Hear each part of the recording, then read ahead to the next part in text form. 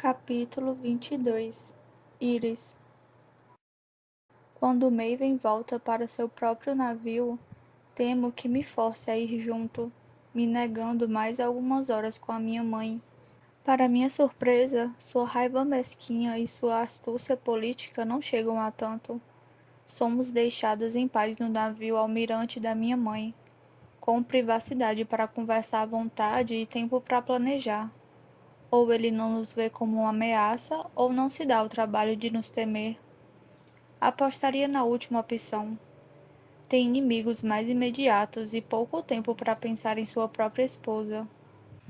O Cisne é um navio de guerra, construído para a batalha e para a velocidade. Suas cabines são simples e rígidas, quase inapropriadas até para serviçais vermelhos. Ainda assim, minha mãe parece se sentir em casa, tão à vontade em uma cama estreita parafusada quanto em um trono coberto de joias. Ela não é uma mulher vaidosa e não tem nem um pouco do orgulho materialista da maioria dos prateados, como meu pai.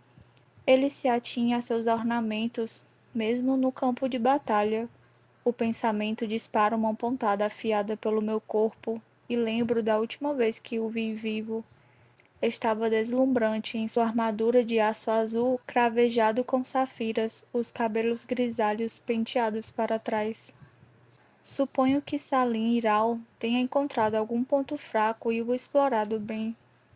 Ando para me acalmar, indo de um lado para o outro diante da minha mãe, parando ocasionalmente para olhar pela janela pequena. O mar está vermelho sangue, um mau presságio. Sinto uma coceira familiar e penso em rezar mais tarde no pequeno altar do cisne. Talvez me traga um pouco de paz. Fique parada, guarde suas forças, minha mãe diz na língua melódica e fluida de Lakeland. Ela está sentada com as pernas dobradas sob o corpo e tirou o casaco, o que a faz parecer menor. Mas seu comportamento não se altera, e sinto o peso dos seus olhos enquanto ando. Sou uma rainha também, e hesito ao receber um comando, nem que seja só para contrariar. Mas ela tem razão. Acabo cedendo e sento no banco na parede oposta, um assento desconfortável, com estofado fino fixado por rebites no chão de metal. Meus dedos se curvam em volta da beirada, agarrando firme. Ele vibra junto com os motores da embarcação, um zunido grave e constante. Me fixo na sensação, recuperando um pouco da calma. Nas suas mensagens você disse que havia algo que não podia me dizer. Minha mãe fala. Não, até que estivéssemos cara a cara. Me enrijeço e olho para ela. Sim. Bem, ela abre bem as mãos. Aqui estamos. Minha expressão não muda, mas sinto meu coração acelerar de nervoso. Tenho que levantar de novo e ir até a janela olhar para as águas rubras. Mesmo que o quarto da minha mãe seja o lugar mais seguro para mim, ainda parece perigoso repetir o que sei. Qualquer um pode estar ouvindo, pronto para contar tudo a Maven. Viro as costas para ela e forço as palavras a sair. Estamos agindo de acordo com a premissa de que Maven vencerá. Ela zomba. Vencerá esta guerra, você quer dizer, mas não a próxima. Nossa guerra por nosso país. Sim, respondo, mas acho que estamos do lado perdedor. A coalizão do irmão dele e o exército de Montfort. A voz dela sai neutra, isenta de julgamento.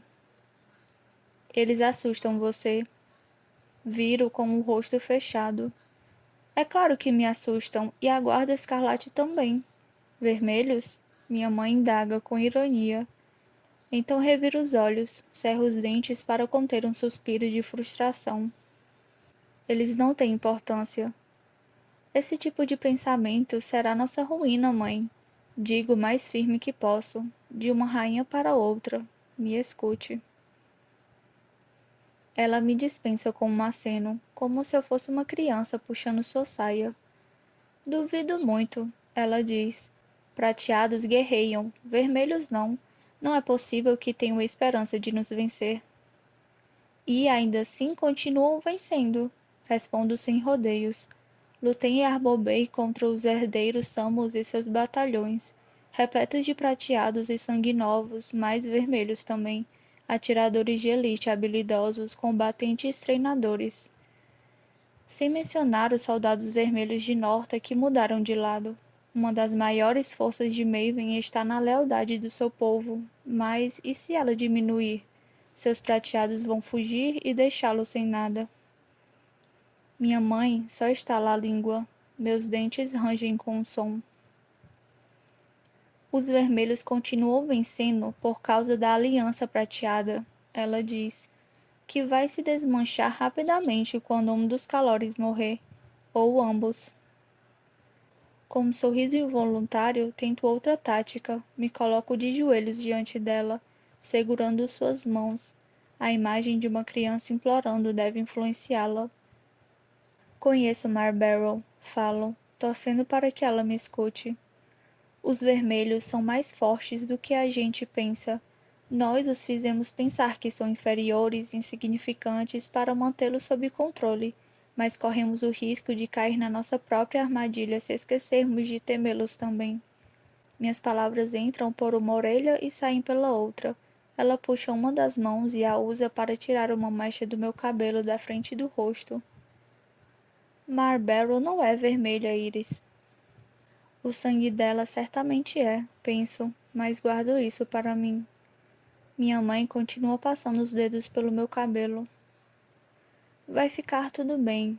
Tudo será resolvido. Ela murmura como se acalmasse um bebê. Vamos afogar nossos inimigos e retornar para nossa paz, seguras em casa. A glória de Lakeland lavará tudo em seu caminho. Chegará até esta costa, cruzará a Prairie até aquelas montanhas infernais. Alcançará as fronteiras de Ciron e Tiraques e Piedmont também.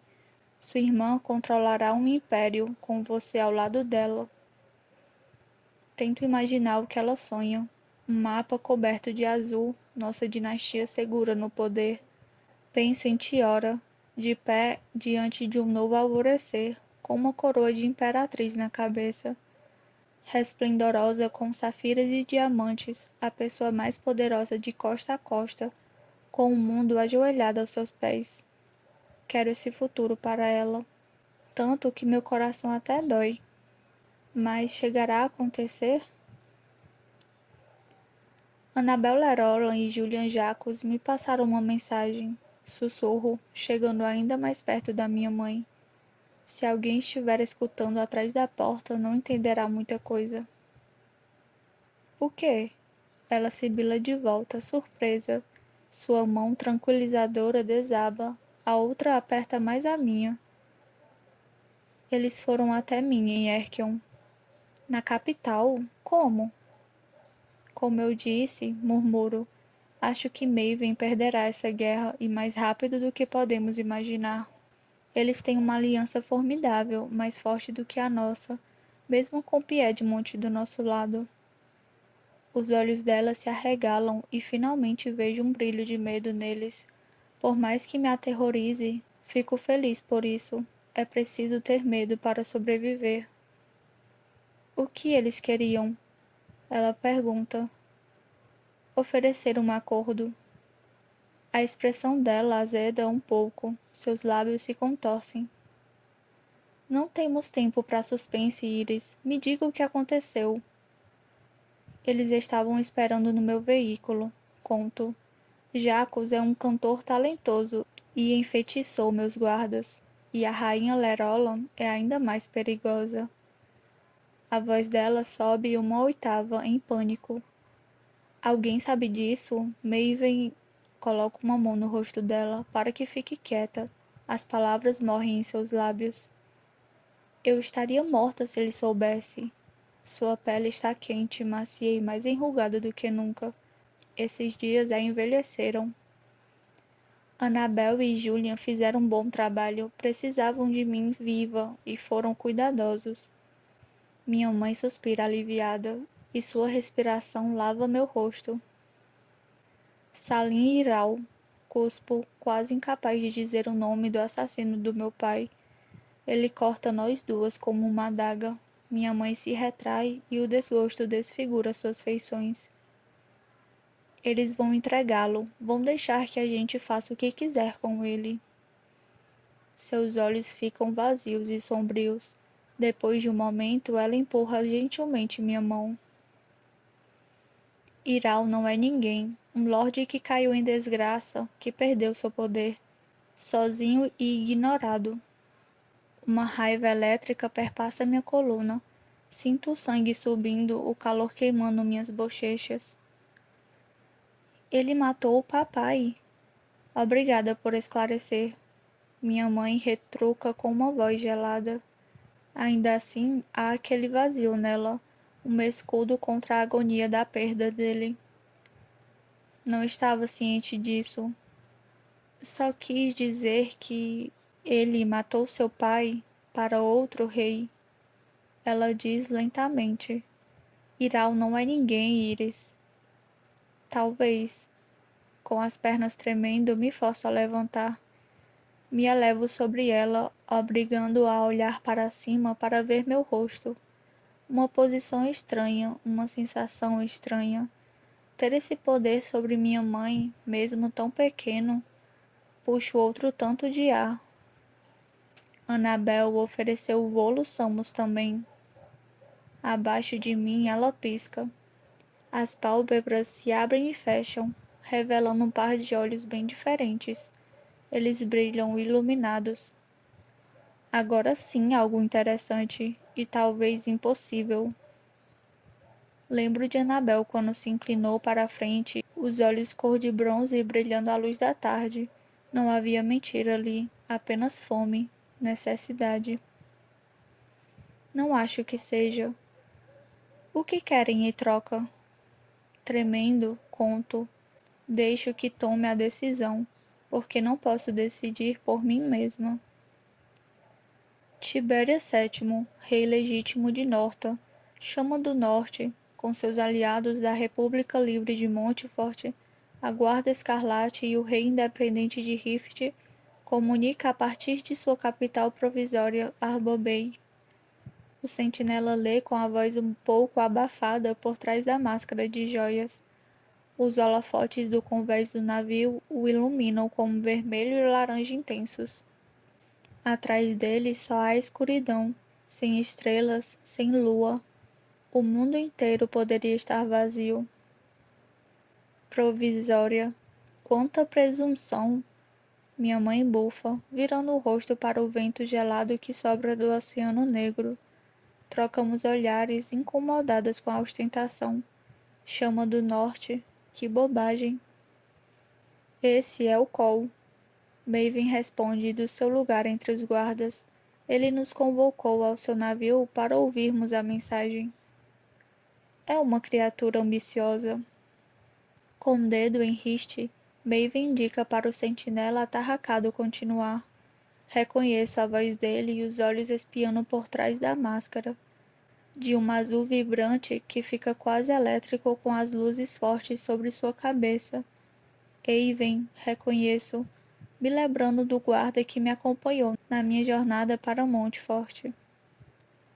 Controlo a cidade atrás de vocês. Ele lê. Penso no irmão mais velho, o guerreiro, coberto de chamas. Controlo as fronteiras do sul, de Delphi até nossos aliados em Rift. Controlo centenas de quilômetros de costa, toda a região de Biakon. Liderada pelo governador Rambos e sua casa, jurou lealdade ao rei legítimo. Tenho este reino na minha mão, Maven, e tenho você ao meu alcance. Sabíamos sobre Rambos? Olho pelo convés, para meu marido perverso.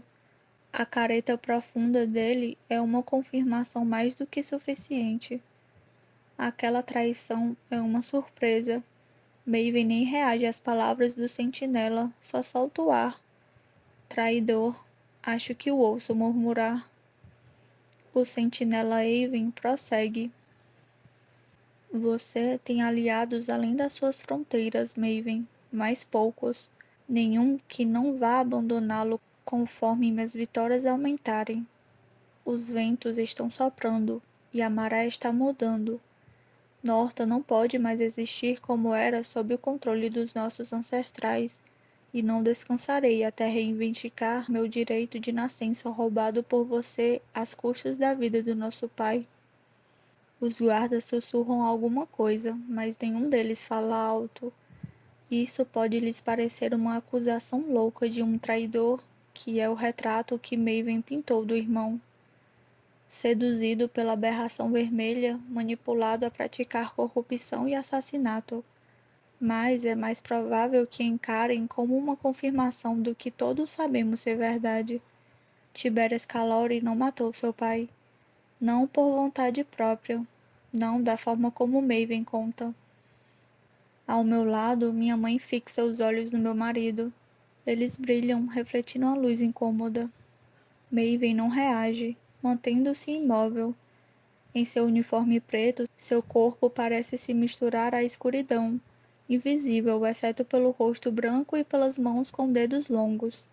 Apesar dos ataques do irmão, ele não perde a compostura, relutando a se entregar ao temperamento inflamado. Estamos preparados para oferecer termos de rendição a todos os membros da sua aliança. O sentinela Aven aperta o papel conforme lê. Para Sua Majestade a Rainha Sinra de Lakeland e para Sua Alteza o Príncipe Bracken de Piedmont. Para você, Maven, mesmo sendo um usurpador e assassino. Nenhuma gota de sangue mais precisa ser derramada nessa guerra entre nós. Vamos preservar o que podemos do reino que nascemos para servir. Palavras encantadoras. Me pergunto se foram escritas por um comitê. Annabel certamente mantém sua mão controladora sobre as comunicações. Suas digitais estão por toda a declaração. Podemos encontrá-lo na ilha que escolher. O sentinela Aven limpa a garganta. Seus olhos primeiro em mim, depois no rei, uma pessoa com os dias contados em um trono roubado. Ao amanhecer, aguardamos em silêncio, observando Maven enquanto mede suas opções. Ele sabia que esse momento estava chegando, não pode dizer que é uma surpresa. Ainda assim, estoura, devagar a princípio, depois mais e mais rápido. O punho fechado, o bracelete girando no pulso fino.